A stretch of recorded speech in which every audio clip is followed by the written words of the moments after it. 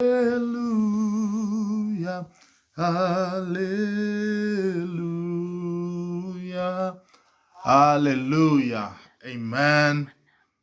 We praise the Lord.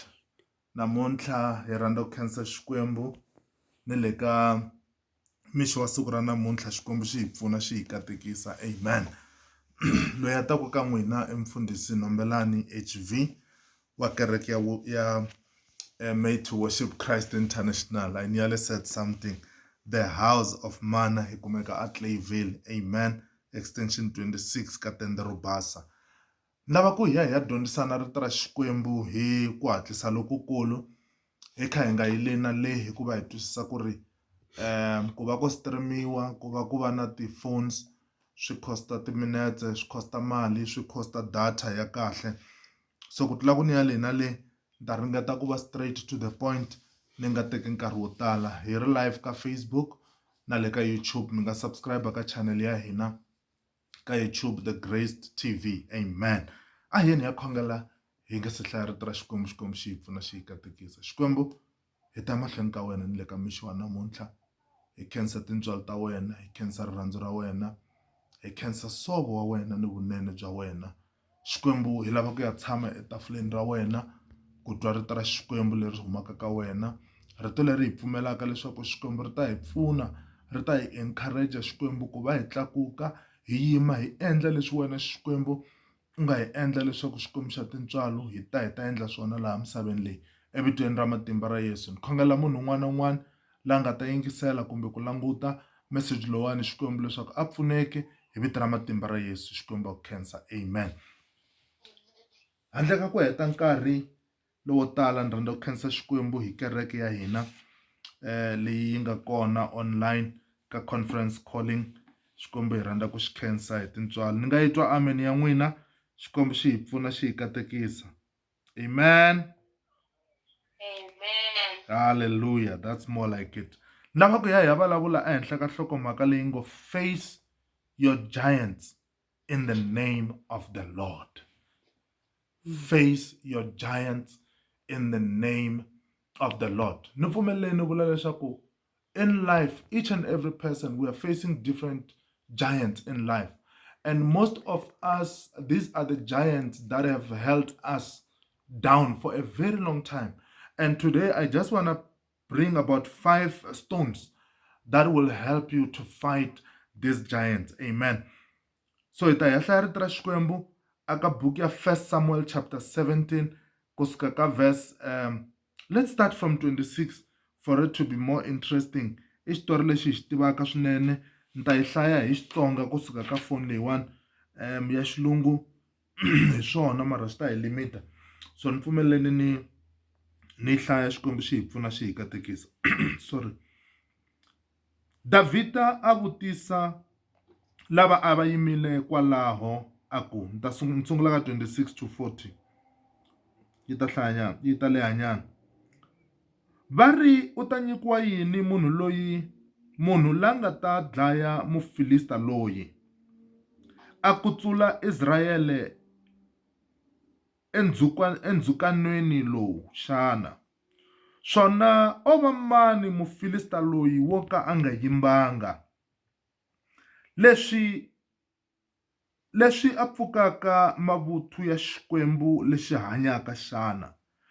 Vanhu va hlamusela Davhida mhaka ya kona ni hinkwaswo leswi nga ta nyikiwa munhu loyi a nga ta dlaya Goliyati. Loko Eliyabu a twa ndisana ya yena Davhida a ri karhi a vutisa vanhu lava, a n'wi karihela swinene a ku, u tele yini haleni xana? Ntlhambinyana lowa tinyimpfu wu sele na mani le nhoveni xana? Nda ku tiva, lava hi andlala na marito lama. Marito lama ma huma ka buti wa Davhida ni ri u ri na ku tiva, u na xikulela wena, ni makungu ya wena layo biha ndza ma tiva.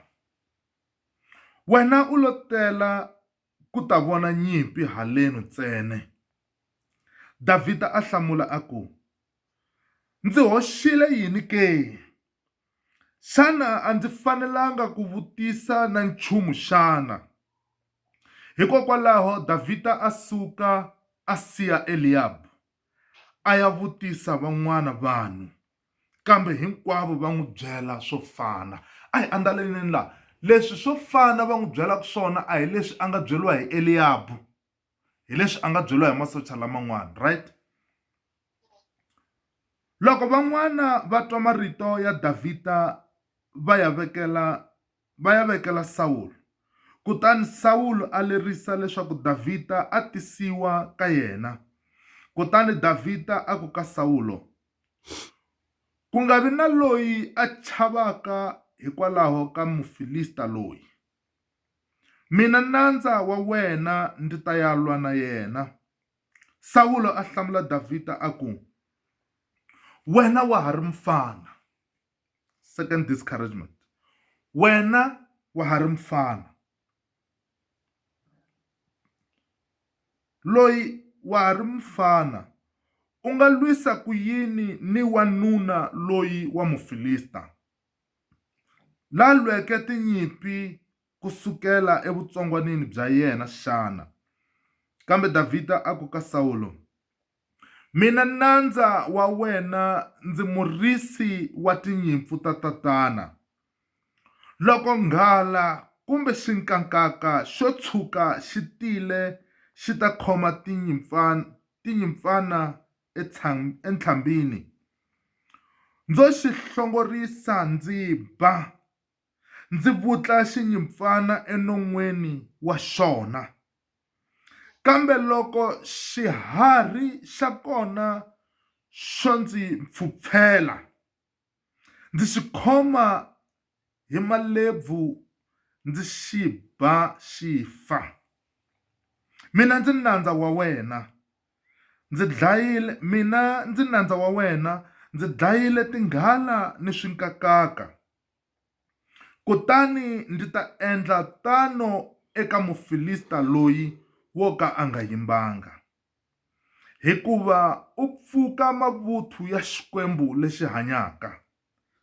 Davhida a engeta a ku, hosi Xikwembu lexi ndzi poniseke eminwaleni ya tinghala ni ya swinkakaka, xi ta ndzi ponisa emavokweni ya Mufilista loyi. Hi loko Sawulu a ku eka Davhida, hi swona, famba, hosi Xikwembu a xive na wena. 38.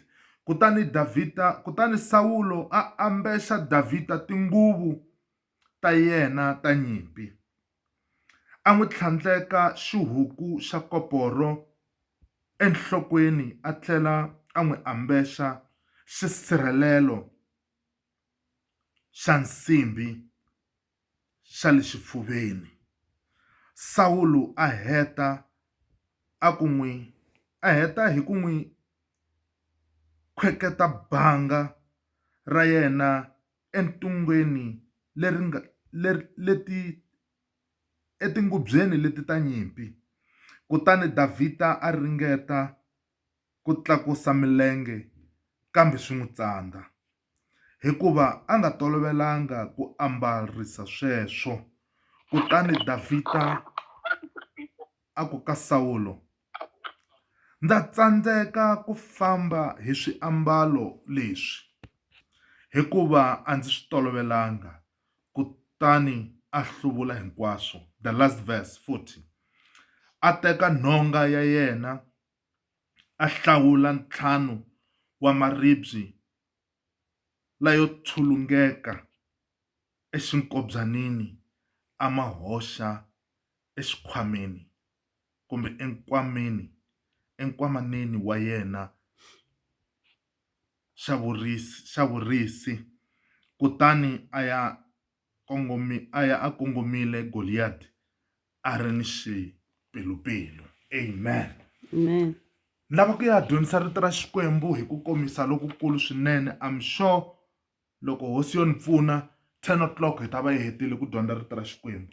Xikwembu xi hi pfuna xi hi katekisa. Amen. Amen. Face your giants in the name of the Lord. Xitori lexiwani I xitori lexi hi xi tivaka lexi vanhu vo tala I'm sure vo tala va hina hi xi dyondzi kusuka evutsongwanini bya hina ta Goliath loko a dlaya ta Davhida loko a dlaya Goliath. Ni lava hi ya langutisa swilo swo fika 5 leswi swi nga humelela. Mara ni nga za ni fika kwalano ka swilo leswiwani swa 5. Number 1, a hi swi tiveni ku vutomi hi byoxe I nyimpi leyi yi nga na ti-giants leti hi faneleke ku lwa na tona. Amen. Number 2, a hi yeni hi ya twisisa ngopfu ku ri loko hi rixa ripela kahle ku xa ka dyambu hi kota ku tlakuka kumbe hi tlakusa tinhloko ta hina hi suka kwalomu hi va ku hi tleli kona hi sungula ku fambafamba. A hi swi tiveni ku a swi bohi ku na tinyimpi to tala leti lwaka evusikwini laha hi tsandzekaka ku ti hlamula. Ku na tinyimpi to tala leti lwaka ehlekanini leti hi tsandzekaka ku titwa kumbe ku ti lwela hi hexe mara hi ngo lweriwa.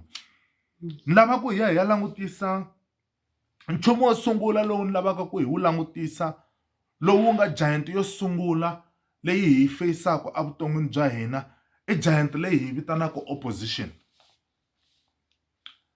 In your battles you will be discouraged by the people you know.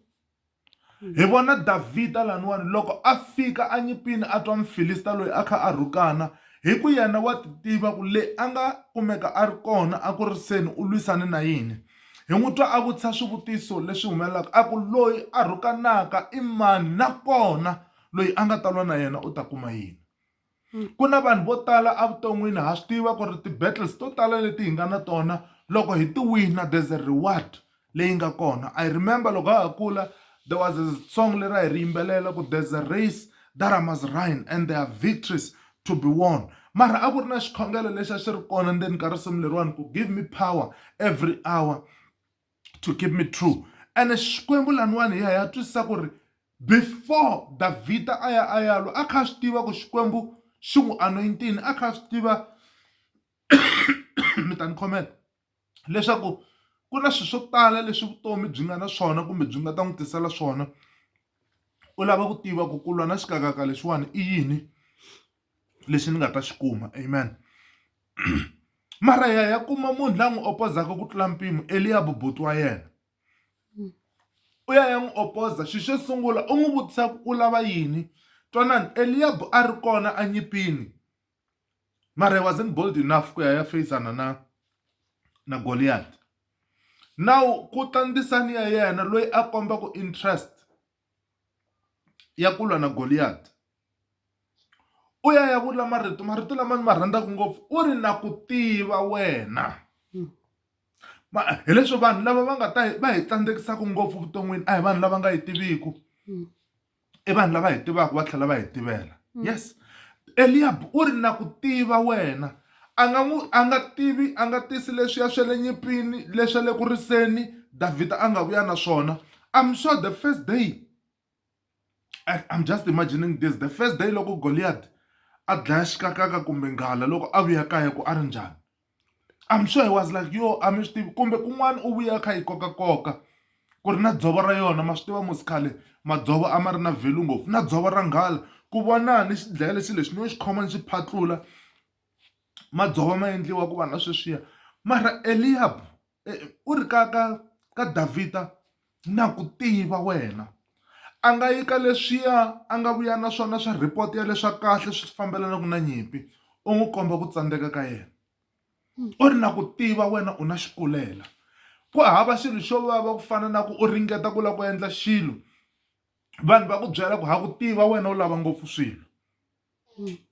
Ku hava xilo xo vava ku fana na ku u va u kha u ringeta ku builda swin'wana hi vutomi bya wena va ku ha ku tiva u rhandza ngopfu swilo wena. Ha ku tiva ku ku ha nchumu na wun'we lowu u wu khomaku wu endlaka swo tala leswi u swi khomaku swa fa. Mo ni mi kombisa ku yaleyo hi rin'wana ra ma-giants kumbexana hi swin'wana swa maribye lama ma tisiwaku ka ti-giant. Mina ni ri faceani ma-giant malamo ribye ro sungula leri mi ri khoma mi fanele ku ri khoma ku nga rito ra Xikwembu leri nga ka Luka 1:37 ku ri a ku na nchumu na wun'we lowu tsandzaka Xikwembu. That's the first stone lavaka ku un'wana na un'wana a ri khoma ku ri in the midst of opposition check leswi rito ra Xikwembu ri vulaka swona Xikwembu xi hi pfuna xi hi katekisa. Amen. Number 2, ribye ra vumbirhi leri a ri hoxiwa aka Davhida apart from opposition a ku ri ku tsan'wiwa. Boti wa yena wa n'wi tsan'wa u ri na ku tiva u na xikulelo na hala ku tlhela ni tshama ka marito lama ku na vanhu vo tala mo ni vula marito lama ni ma twaka ku na vanhu vo tala lava loko va langutisa milorho leyi mi nga na yona a va voni munhu loyi a nga ta humelela mara va vona munhu loyi a nga ta va tlula. Va vona munhu loyi a nga ta tlakuka ku tlula vona, therefore they look for something xa ku va va mi yisa hansi. Amen. Laniwani ya langutisa futhe hi langutisa Saul. Saul loko a vona Davhida wa hatisa ribye leriwani ra ku tsan'wa u ri ka Davhida, wena wo va xifanyetana loyi u nga u lava ku lwa na yena i wanuna. Langutani the difference between the two. Xifanyetani a xi tivi nchumu, a xi na experience, mara wanuna u na experience leyi a nga hlangana na yona ya vutomi. Va ri u lwe tinyimpi ta yena kusuka evuhlangini. Twanani mhaka yikulu. Saul a tsandzeka ku twisisa ku laya Goliath a nga sungula kona ku za a fika a vitaniwa xihotlovila xa Vafilista, hi la Davhida a lava ku sungula kona. I wish kereka hi swi twini. Number 3, ribye ra vunharhu leri ri nga kona i masocha, hayi lama n'wina mi faneke ku lwa na wona mara lama ma nga tsandzeka ku lwa nyimpi. Vanhu lavawani i vanhu lava everyday kumbe i vanhu lava va nga strategizer swo fana na sweswi mi lavaka ku swi endla. I vanhu lava va nga ringeta ku endla swilo leswi mi lavaka ku swi fikelela vuton'wini mara va yima mahlweni ka n'wina as this giant. Va mi komba ku hina hi endla swilo swo tala, va mi komba ku vona va lwe ku fika kwihi. Twanani, Saul endzhaku ka loko a kombise Davhida leswi yena kumbexana munhu la feyisanaka na yena ku njhani, Davhida u counter leswi Saul a swi vulaka hi rito ra Xikwembu mara u n'wi nyika reference ku ri mina na ndhawu wa wena ni mi langutela tinyimpfu ta tatana. Ku vi kona nkarhi laha ku nga ta tinghala na swikakaka, a nge ri nghala ntsena. So a lion and a bear they came. Swi lava ku teka tinyimpfu mara ni endle yini, ni swi hlongorisini mara loko swi ni pfukela swilwa ni swi be ni swi dlaya. Ya xilungu yi swi vula kahle ku ri u yo swi phatlula kunene.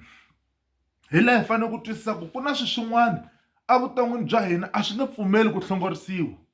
Ku na swin'wana leswi hi alelaka kumbe ku na vanhu van'wana evuton'wini bya hina va nge pfumeli ku va va suka tindleveni ta n'wina ku vulavula swilo swa negative. Va lava ku phatluliwa ku fana na tinghala leti, hayi hi mavoko ma physical. Kun'wana va byeleni ku mina a hi mina wena, because tinyimpi leti wena u langutanaka na tona a hi tona leti va langutanaka na tona. Amen. Again a hi tlheleleni hi twisisa ku Davhida loko a fika enyimpini, Eliab a ri kona nyimpini leyi. Leswi a swi tshembisiwini ku ri Davhida loko o lwa a wina, na Eliab a swi tiva, a swi vekiwi khale before Davhida a fika. There are people lava va tivaka rito ra Xikwembu lava nga ndzeni ka kereke who are failing to break forth evuton'wini bya vona hi mhaka ya ku a va se tshemba ka rito ra Xikwembu leri ri nga kona. A va se fika ka ku va va tshemba rito ra Xikwembu hi ndlela leyi Xikwembu xi lavaka yona. Xikwembu xi hi pfuna, xi hi katekisa. Lama i masocha lama va ngo okay, loko ku ri ku u lava ku ya lwa va fana na Saul va ku mbexa swo lwa hi swona.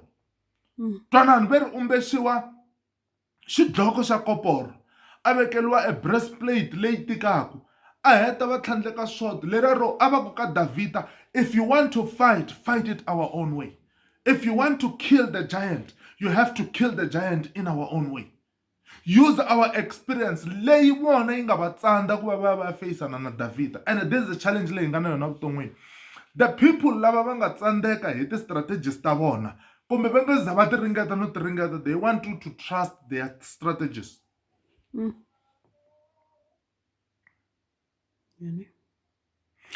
Va ta komba ku hina kahle for you to do something u ta fane u endla swilo this way.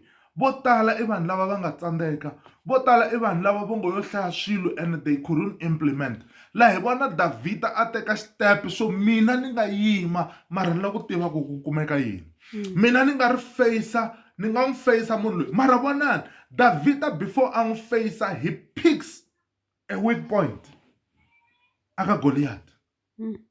u ri n'wanuna loyi wa mfilista a nga yimbangi. Loko ku ri namuntlha a heta ku loyiwani n'wina mi ngo ni phikizana na yena a nga na Xikwembu no va na Xikwembu. Mara n'wina mi chavisiwa hi munhu loyi a nga ri ku na matimba ma Xikwembu. What more hina hi nga na matimba lama nga pfuxa Yesu Kreste. What more hina hi nga na matimba lama ma nga pfula lwandle ro tshuka vana va Israyele va famba va hindza laha ku nga oma. What more hina hi nga na matimba lama vana va Israyele va nga tlula the river Jordan. What more hina hi nga na matimba lama ma nga phamela vana va Israyele mana va dya va ri mananga. What more hina hi nga na matimba lama nga humesa vana va Israyele a Egypt. What more? Wena u nga na matimba ma ku vulavula na Xikwembu directly. What more? Wena u nga na access ya rito ra Xikwembu laha u nga chekaka swin'wana na swin'wana leswi swi ku tikelaka vuton'wini leswi faneleke ya languta rito ra Xikwembu. What more? The problem rito ra Xikwembu ri tlhela ri swi vula kahle ku vanhu va mina va lova hi ku a va swi tivi ku va khome yini. Vanhu va mina va lova because knowledge a yi kona. Amen. Ni lava ku vulavula hi the fourth stone leyi nga the giant. Namuntlha loko hi langutisa the giant leyi hi vulavulaka yona a ha vulavuli hi Goliath. Hi vulavula hi munhu loyi a nga yima mahlweni ka n'wina na ku humelela ka n'wina. Xo sungula mo ni pfumela ni vone ti-video to hlayanyana. You know, I think one of the videos that I love so much, and no judgment, I love the video leyi yi nga circulate nyana, though it was circulating on the negativity, but let me bring it on the positive. Ya Prophet Shepherd Bushiri la angete, I went into 2020. I saw January, February, March, April, May, June, July, August. Loko ku buwa mavoko, it was going to be, it's a beautiful year. Kumbe it's a good year. And wena namuntlha la u nga yima kona, giant yo sungula leyi nga yima mahlweni ka wena is this pandemic ya COVID-19. Leyi vanhu vo tala I've seen and I've heard a lot of people who have crushed 2020 as a wasted year. I've heard a lot of people lava nga the 2020 a ku na chumu lexi xi nga humelelaku. I mean, i yini lexi nga tsandekisaku ku ri ku va na ku humelela ka 2020 only 2 months. Munduku tiko ra pfuliwa. Which is something positive. Asho vula ku COVID-19 a ya ha ri kona, but we're going into level 3. The government is saying a hi ngeneni ka level 3 hi kha hi mbala ti-mask, hi kha hi hlamba mavoko, hi keep social distancing. Leswi vulaka ku ri there's hope ya ku this 2020 can still be a good year. Mara rito ra Xikwembu ri ri yini? Rito ra Xikwembu ri ri ni ta va na n'wina ku fika makun'wini ya misava. I love what Jeremiah 33 verse 3 says. It says, call unto me and I will answer thee, and I will show you great things that are hidden, right?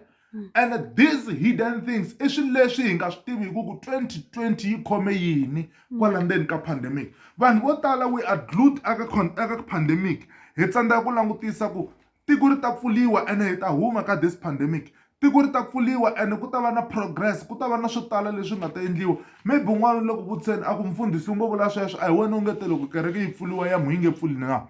A hi nge pfuli sweswo hi ya hlangana because at the moment a hina tanihi kereke a hi se va na a better way. And if we are doing church, we must do it the best way. Hi nge endli kereke with the limitations leti ti nga kona, because loko hi ri fonini ha swi kota ku yimbelela, loko hi ri ka YouTube ha swi kota ku huwelela.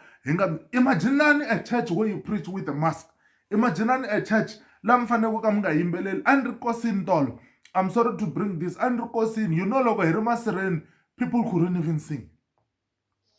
Worst part, na social distancing a yi nga ri kona, but they can't sing. Ni swi twa ku mara this is so painful. The church yi fikela se yi nga pfaleliwa hansi hi the giant la nga yima mahlweni ku nga the pandemic. Hosi ya Xikwembu yi hi pfuna. Kwalani ka this giant, number 2 is the economy.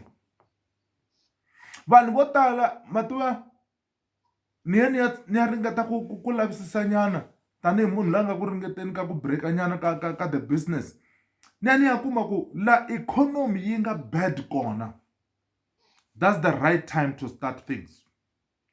Ku ri by the time economy yi tlakuka kumbe yi yima, yi kuma na wese wu sungurile. Ku na vanhu vo tala lava nga yimela ku ikhonomi yi pfuka hikuva va nga ta sungula. I mean sweswiwani vanhu vo tala petrol yi chipi ku hindza mpimo, mixo ya gonya vhiki leriwani. Imagine loko ku ri ku u vi munhu loyi u lavaka ku sungula swilo swo karhi because access a ti ri kona hi swona a va nyika ti-work permit. You start there, you do something. Vanhu vo tala hi lava ku rhanga hi vona layiti, hi kona laha hi nga ta kota ku famba. Twanani hi nga fani a hi aleni ku fana na vana va Israyele lava minkama hinkwayo loko va lava swilo ka Xikwembu a va teka Xikwembu va pressa reset button va ku wa nga hi tlheriseli Egipta, laha eGipta a ku ri na 1 2 3 4. Why u nga hi tlheriseli Egipta wemuxe hi ku a Egipta a ku ri na masirha. A va tsandzeka ku langutisa ku loko ku ri ku Xikwembu lexiwani xi hi endleli 1 2 3 4, therefore swi vula ku na leswi hi swi lavaka sweswi xi ta hi endlela. I wish kereka yi ni twini. Ni lava ku mi kombisa ku swin'wana kwala hansi ka giant rin'wana leri nga kona leri tsandzekisaka vanhu vo tala to break evuton'wini is the financial startup. And this takes us back ka number 1, the opposition. A hi dyondzeni ku tiplan leti hi nga na tona hi nga ha share na mani na mani, because ku na vanhu van'wani the minute u pfula nomo wa wena u share your plan, va langutisa leswi plan ya wena loko se u yi execute-ini yi nga ta fika kona va vhe va ku crusha. Eliab a swi tiva ku loko Davhida o hlula swi vula ku na yena hi yexe u ta va hansi ka makwenu wa yena. Well, a mi swi twangi, mara ku na vanhu lava nga ta ku kandziya laha hansi, hayi mhaka ku va fanele va ku kandziya laha hansi, va ku kandziya laha hansi hi mhaka ku a va lavi ku va henhla ka vona. Xikwembu xi hi pfuneni xi hi katekisa. Ni lava ku vulavula hi ribye ro hetelela leri nga na matimba, ene leriwani i ribye rin'we leri Davhida a nga ri tirhisa ku va a hlula Goliath, ku nga ribye ra rito ra Xikwembu. Ribye leriwani Davhida loko a ri teka i ribye leri a nga ri teka a kha a nga landzeleli opposition, a nga langutisi the giants, a nga langutisi ku screeniwa ka yena va ku u xihlangi and so forth. And namuntlha i mhaka leyi ni lavaka ku hi langutisa ku ri eritweni ra Xikwembu ku na solution hinkwato, eritweni ra Xikwembu ku na vutomi lebyi hanyaka, eritweni ra Xikwembu ku na matimba lama hi yisaka mahlweni, mara Satan u hi pfalela ku fika kona. Goliath hi yexe loko se Davhida a teke ribye ra yena a ri hoxa ndzeni ka gatu a n'wi tshinelela, a nga langutisi Goliath, Goliath a nga langutisi Davhida. Goliath se u sungula ku rhuketela va lava a va rhuketelaka, lava kha va rhuketela malembe na malembe. U ri mi ni tekisa ku yini mi ngo ni tisela xi lexi? A nga langutisi rigatu mara a langutisi the stage, a langutisi ku koma ka Davhida. Mata ni ri vona nyana ri fanta ni ri tsanana, mara I love what this boy did. Loko a sungula nyimpi ya yena u ri ni ta ka wena hi vito ra Xikwembu.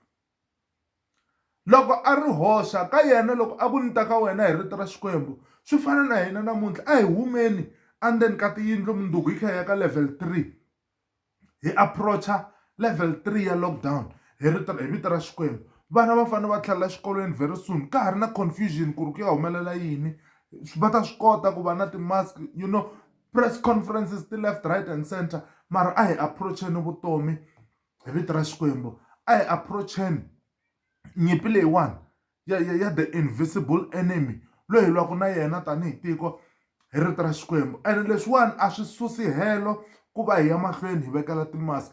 Hi nga fiki laha hi tsakaka ngopfu hi twa ingaku ku va hi nghena ka level 3 hi ku hina rito ra Xikwembu a ha fanelanga ku nghena ka ti-regulations hi endla leswi ti-regulations ta lockdown ti vulaka swona. No, ha fanele hi endla hinkwaswo leswi rito ra Xikwembu ri vulaka swona. But the bottom line hi leyiwani, hi nge koti ku fikelela nchumu loko hi nga ri tivi rito ra Xikwembu. Tanihi kereke a hi yeni hi ya thepa ka leswi rito ra Xikwembu ri vulaka swona. A ku na nchumu na wun'we lowu tsandzaka Xikwembu, therefore swi vula ku hi ta swi kota ku face ti-giants hinkwato leti hi langutanaka na tona vuton'wini. Ku nga va ku ri giant yo mi tsandzekisa, every time wena u ringeta ku endla something xi blokekiwa xi vuyela ndzhaku, mo ni mi kombisa ku ri ku na Xikwembu ekaya tilweni lexi loko u thepa ka matimba ya xona there's no way u nga ta feyila. Xikwembu xi hi pfuneni xi hi katekisa, and hi marito lamatsongo ni ringeta ku encourage kumbe ni kombela ku encourage vanhu hinkwavo. Hi nga fiki laha hi tshamaka hansi hi nga swi tivi ku hi ya kwihi. Hi nga fiki laha vutomi bya hina byi nga ta hi tsandzekisa ku ya laha hi lavekaka kona. A hi tshameni eritweni ra Xikwembu, a hi tshameni laha Yesu Kreste a nga kona, a hi tshameni exikhongelweni hi masiku hinkwawo. Rito rero a ri vi rito leri nga ta mi pfuna ri mi katekisa mi ya mahlweni na vutomi byi famba kahle. A hi khongeleni. Xikwembu hi rhandza ku khensa hikuva rito ra wena hi khensa ka leswi u nga swi vulavula, hi khensa ka leswi u nga swi tisa eka hina. Hi rhandza ku khensa Xikwembu, ya na mahlweni u hi tiyisa, a hi ri tiko a nghena ka level 3. Hosi ya tintswalo hi pfune u hi fikelerisa, u hi humelerisa evitweni ra matimba ra Yesu Kreste wa Nazareta. Xikwembu wa ku khensa. N'wina mi ri ku languteni, hi rhandza ku khensa loko mi ve na hina ka siku ra namuntlha. Xikwembu.